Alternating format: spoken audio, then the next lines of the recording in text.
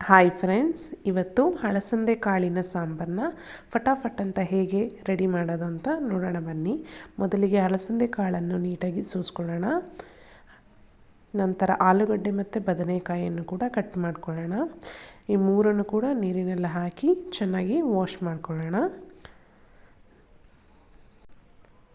ಎಲ್ಲವನ್ನು ತೊಳೆದಿಟ್ಕೊಳ್ಳೋಣ. ನೋಡಿ, ಅಲಸಂದೆ ಕಾಳು, ಆಲೂಗಡ್ಡೆ, ಬದನೆಕಾಯಿ ಎಲ್ಲವೂ ಕೂಡ ತೊಳೆದುಕೊಂಡಿದ್ದೀನಿ. ನಂತರ ಹಾಗೆ ಖಾರ ರುಬ್ಕೊಳ್ಳೋದಕ್ಕೆ ಕೂಡ ರೆಡಿ ಮಾಡ್ಕೊಳ್ಳೋಣ. ಇದಕ್ಕೆ ತೆಂಗಿನಕಾಯಿಯನ್ನು ಹಾಕ್ಕೊಳ್ಳೋಣ. ಅರ್ಧದಲ್ಲಿ ನಾನು ಕಾಲು ಭಾಗದಷ್ಟು ತೊಗೊಂಡಿದ್ದೀನಿ. ಒಂದು ಈರುಳ್ಳಿಯನ್ನು ಕಟ್ ಮಾಡ್ಕೊಳ್ತಾ ಇದ್ದೀನಿ. ಜೊತೆಗೆ 4 ಟೊಮೆಟೊವನ್ನು ತೆಗೆದುಕೊಂಡಿದ್ದೀನಿ. 4 ಟೊಮೆಟೊನ ಹಚ್ಕೊಳ್ತಾ ಇದ್ದೀನಿ. ಇದಕ್ಕೆ ಸ್ವಲ್ಪ ಕೊತ್ತಂಬರಿ ಸೊಪ್ಪು ಕೂಡ ಸೇರಿಸ್ಕೋಬೇಕು. ಬಟ್ ಕೊತ್ತಂಬರಿ ಸೊಪ್ಪು ಇಲ್ಲದ ಕಾರಣ ನಾನು ಹಾಕಿಲ್ಲ. ಸ್ವಲ್ಪ ಖಾರದ ಪುಡಿ ಹಾಕ್ಕೊಳ್ತಾ ಇದ್ದೀನಿ.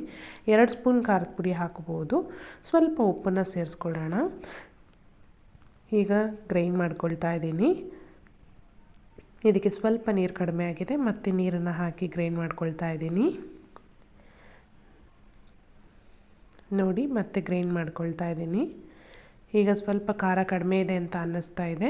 ಹಾಗಾಗಿ ಸ್ವಲ್ಪ ಖಾರದ ಪುಡಿ, ಒಂದು ಚೂರು ಚಿಟಿಕೆಯಷ್ಟು ಅರಿಶಿನ ಹಾಕ್ಕೊಂಡು ಮತ್ತೆ ನಾನು ಅದನ್ನು ಗ್ರೈಂಡ್ ಮಾಡ್ಕೊಳ್ತಾ ಇದ್ದೀನಿ. ಇದನ್ನು ಸ್ವಲ್ಪ ತಿಕ್ಕಾಗಿ, ತುಂಬಾ ಜಾಸ್ತಿ ನುಣ್ಣಗೆ ಆಗೋ ಥರ ಗ್ರೈಂಡ್ ಮಾಡ್ಕೊಳ್ಳೋಣ. ಈಗ ಗ್ರೈಂಡ್ ಆಗಿದೆ.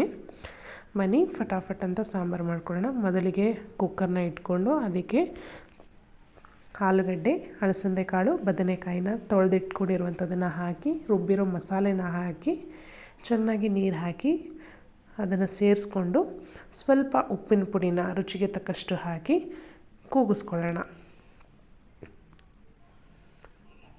ಕುಕ್ಕರನ್ನು 3 ವಿಷಲ್ ಬರೋ ತನಕ ಚೆನ್ನಾಗಿ ಕೂಗಿಸ್ಕೊಂಡು, ನಂತರ ಕುಕ್ಕರ್ ಆರಿದ ಮೇಲೆ ಒಂದು ಪ್ಯಾನ್ನ ಇಟ್ಕೊಂಡು ಅದರಲ್ಲಿ ಒಗ್ಗರಣೆ ಹಾಕ್ಕೊಳ್ಳೋಣ. ಎಣ್ಣೆ, ಅದಕ್ಕೆ ಸಾಸಿವೆ, ಜೀರಿಗೆ, ಸ್ವಲ್ಪ ಚಿಟಿಕೆಯಷ್ಟು ಅರಿಶಿನ, ಇದಿಷ್ಟನ್ನು ಕೂಡ ಹಾಕಿ ಪಟಪಟ ಅಂತ ಸಿಡಿದ ತಕ್ಷಣ ಸ್ವಲ್ಪ ಅದಕ್ಕೆ ಒಂದು 2 ಒಣಮೆಣಸಿನಕಾಯಿ, ಸ್ವಲ್ಪ ಕರಿಬೇವು ಹಾಕಿ ಒಗ್ಗರಣೆ ರೆಡಿ ಆಗುತ್ತೆ.